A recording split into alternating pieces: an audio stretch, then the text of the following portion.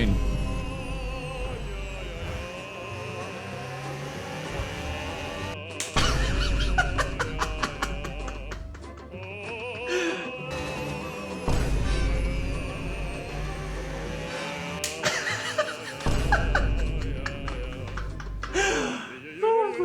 So that happened.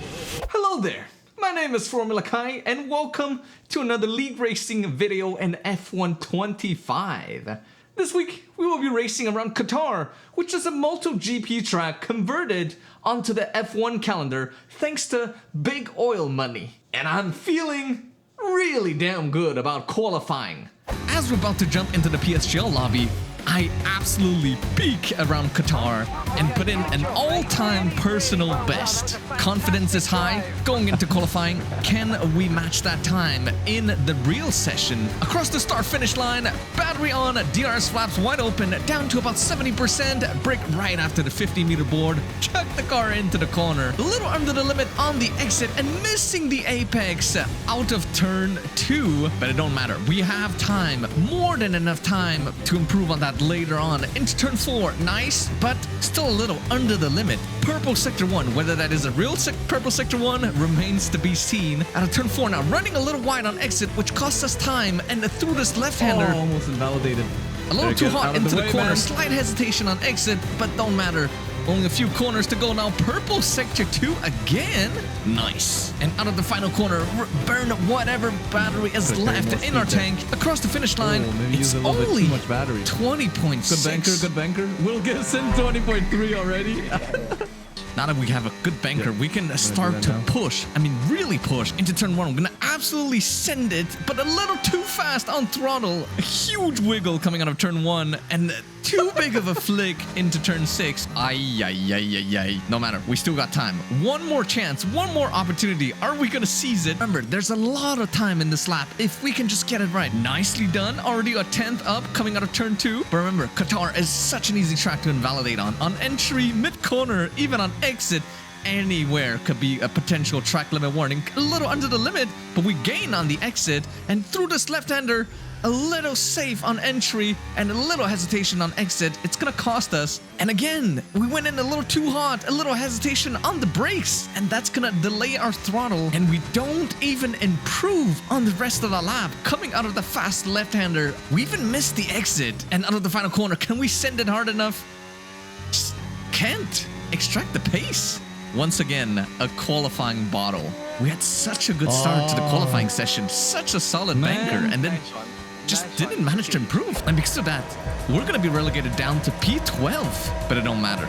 We can still improve in the race. We are usually a lot faster in the race compared to all the quali merchants around us. But little did I know, this race was about to be a lot spicier than I expected. Tom 97 is not too far in front of us. A little contact with the McLaren, who taps us as well as he's trying to recover the car. But coming out of turn 2, there's a huge moment up ahead. Several cars tangled in that incident, and we have to take avoiding action here. But Kite gets clipped, and I have to take avoiding action. I didn't know if he was gonna ghost there or not. Very, very scary situation, but somehow we've gotten out of that alive. No damage, and we can push on. But I suspect a lot of cars around us weren't as lucky as we were. But the most important part on the first lap is to survive the carnage. Goodbye. Oh my god.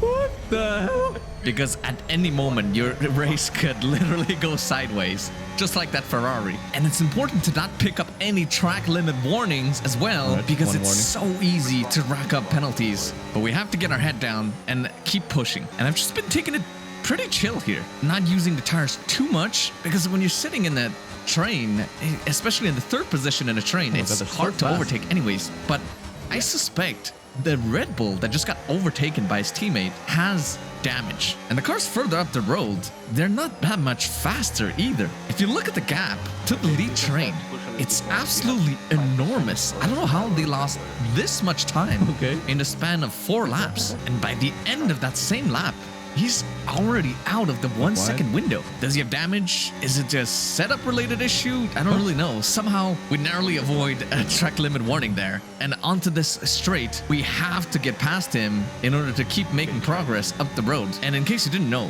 everybody is running ultra low downforce this year. And it makes overtaking so much harder. I have to expend my entire battery just to move past him. But now the gap is 1.2 seconds and we have to close that gap to the cars ahead. And in case you didn't know, this is a trick that you can use in your own races. You don't have to sweat here because the cars in front, since they're following each other so closely, dirty air is going to slow them down anyways through the corners. So we have to only push just a little bit more in order to get back within that 1 second. We're already down to 1.1 second going through turn 6. And now we just have to use a little bit more battery, get back within that 1 second, recharge, and then keep moving up the order in the race. And Kreisig seems to have better race pace than the cars in front of us. So we're gonna try to just stick close to Kreisig and move up the order with him and have him drag us along during this first stint. And we have to time our overtakes so that when he overtakes the car in front, we don't wait too long to overtake that car as well. At the start of lap 8, Kreisig goes for it, and this means we're gonna have to overtake Michael as well on this lap. But something tells me it's not going to be as simple as that. By the end of the lap, Michael is already on the cusp of falling out of DRS. And in fact, he might just have fallen out of DRS. Really, and this is gonna make our overtake a lot easier. Out of DRS. Or is it? What is the straight line speed? Holy shit! Disclaimer. What you're about to see here is probably one of the filthiest driving standards I've ever seen in my years of league racing, and probably a case of severe head loss. Viewer discretion is advised.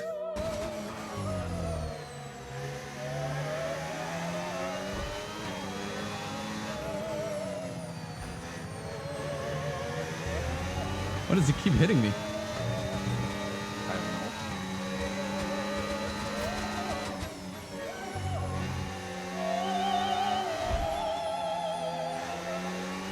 Why is he hooking my tires?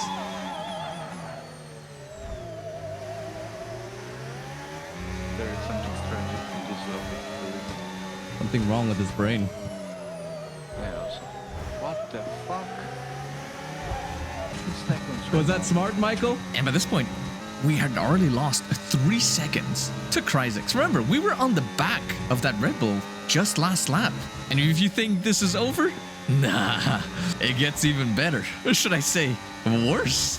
Again, he's out of battery, but the low downforce package makes it so that it's so difficult to overtake. And again, I'm just gonna let the onboard play out.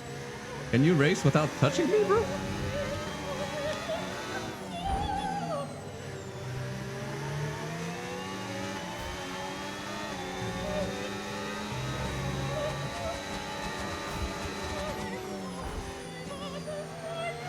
What is he doing? I mean, what an absolute joke.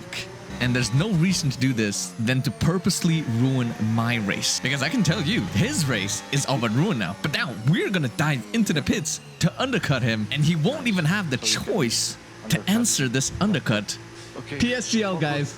PSGL. Yeah. Because the tire delta is gonna be so huge that by the time we come out and he boxes, we're gonna be so far down the road that he will never catch up again. And what do you know? He knows it as well. That's why he retired from the session and promptly left the session as well. Did all that just to retire. I get it when there are big egos involved in PSGL, but come on, just don't bring it on track. And I can tell you, I wasn't really happy with this race because of what had happened. And it's easy to jump on the hate bandwagon and start the hate cycle all over again. But you know what? I'm gonna say, I forgive you, Mike. You did ruin my race, and that is 100% on you.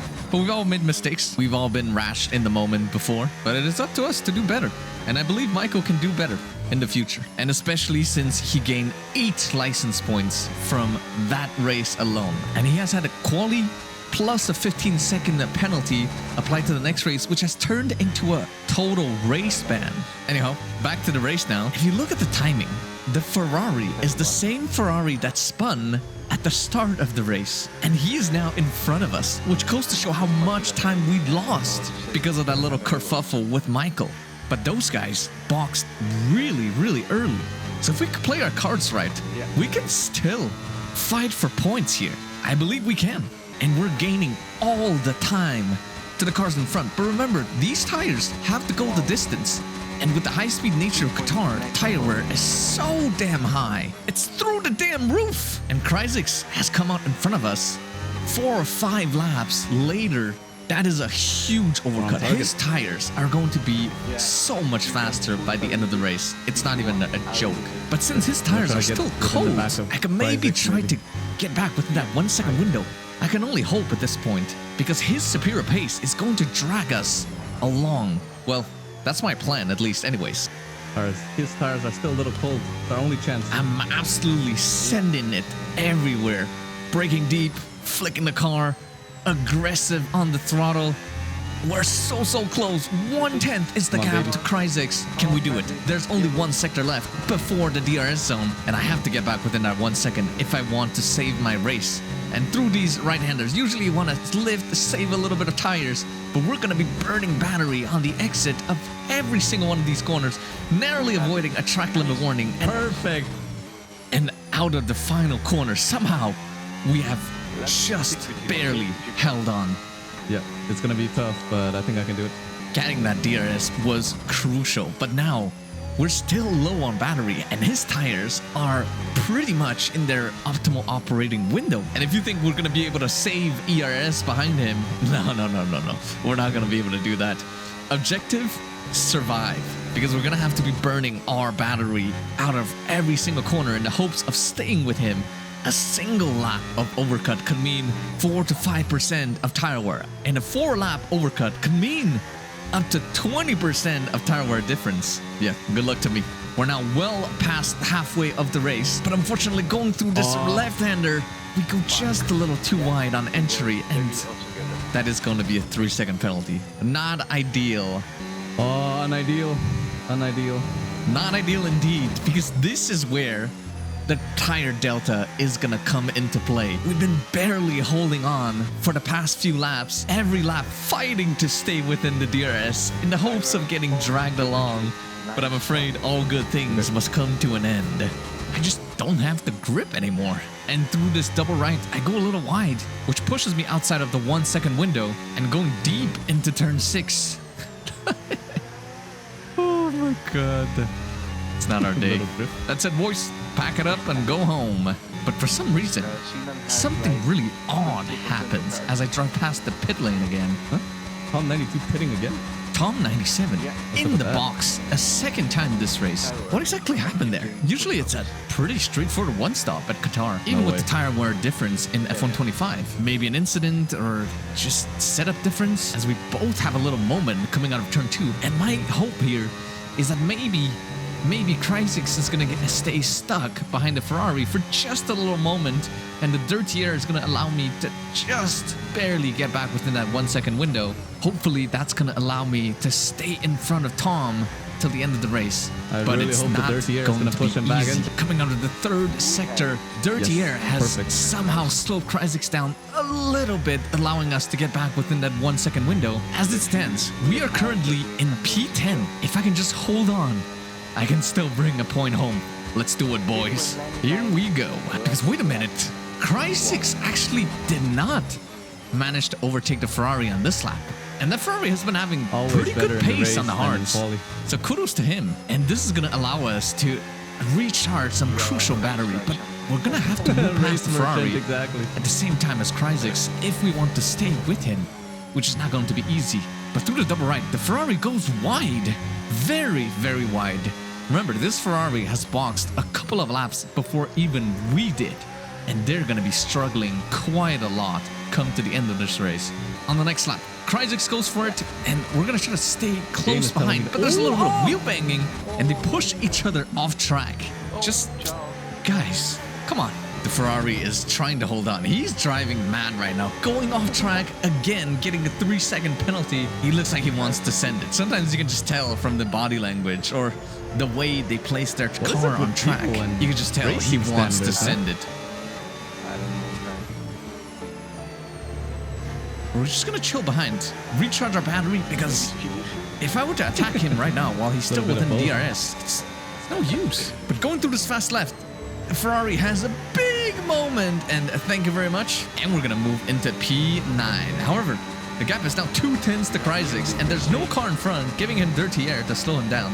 So we're gonna have to push our heart out. The gap is now 1/10, only 1/10. If I want to get within that 1 second window, using a little bit of battery again on corner exit, burning and burning, but the tires are just all but gone. Into the final corner, the gap is 0.5 to 1/10.5, but it's just not enough, unfortunately. There's still 7 laps to go, and now we're gonna have to rely on our pace in the clean air to carry us to the finish line.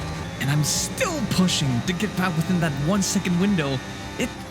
It's almost working, but it's not enough. And I get a big snap of oversteer on the exit of that corner, and that's going to nullify any chance of us getting back within that 1 second window. Well, shit. And Tom is slowly inching closer and closer to us. And I want you to look at that gap on the minimap, because in just a few laps, that gap is going to magically disappear. On lap 25, with only 4 laps to go, tire wear indicator comes on, and that means we have reached a critical stage in this race. 60% on the front left. In case you didn't know, tires puncture once you reach 80% on your tire wear. And Tom is 4 seconds away, but in the span of just a lap and a half, he's already caught up to the back of our car. He has a 3-second penalty, and so do we, but I get another warning, and another warning, the last thing I want right now is another 3-second penalty, because I'm thinking in my head, if I can somehow keep Tom behind with the superior straight line speed and by defending like a lion, maybe, just maybe, we can gain an extra point today. The odds have not been in our favor today, but I sure as hell ain't gonna go down without a fight. And I have to constantly keep an eye on Tom in case he tries to go for a send or anything. And I go a little defensive into the turn 6. Not sure if it was necessary or not, but I just wanted to make sure. Tom's gonna keep up the pressure. I have to defend here a little slower on entry to guarantee a good exit coming out of the corner. But the traction difference is brutal. The gap is 1/10 right now. There's only 1 more lap to go, but I'm not sure that I can hold on. We do have a pretty full battery though, so maybe that's gonna give us the edge, because there are no overtaking opportunities until the main straight. So maybe, just maybe, we can stay in front, but it's not gonna be easy. Remember, he boxed 6 or 7 laps after we did. Not gonna lie, guys, this is gonna be a difficult one. At this point, I must be in the 70s in terms of tire wear. Remember, 80% is puncture zone. And out of the final corner, a little slow on entry to get a good exit again, but he's way too close, especially with DRS. He's gonna be able to make that pass, even with the low downforce package we're running. He's gaining, and moving back onto the racing line. And I go a little defensive, but he goes around the outside, and the traction difference cannot compete with that. Really clean wheel-to-wheel as well. Tom always leaves a lot of room. Great racecraft and great car control again. But unfortunately, our hearts just cannot compete. And as more corners came and went, the gap just widened more and more. And as we cross the finish line, the gap is well over 2 seconds. And if you know me, you know that I'll always fight, no matter how dire the situation may seem, even if it's just for 1 damn point. And thanks to that, we move up to P14 in the standings, which is not that impressive. And I must say, it hasn't been a really great season for me, but I'm gonna keep pushing and keep improving my craft. Every race, every mistake, or even every DRS toggle is bringing me a step closer to being a better sim racer. Thank you so much for watching. This is Formula Kai signing off, and I'll see you very soon. Bye-bye.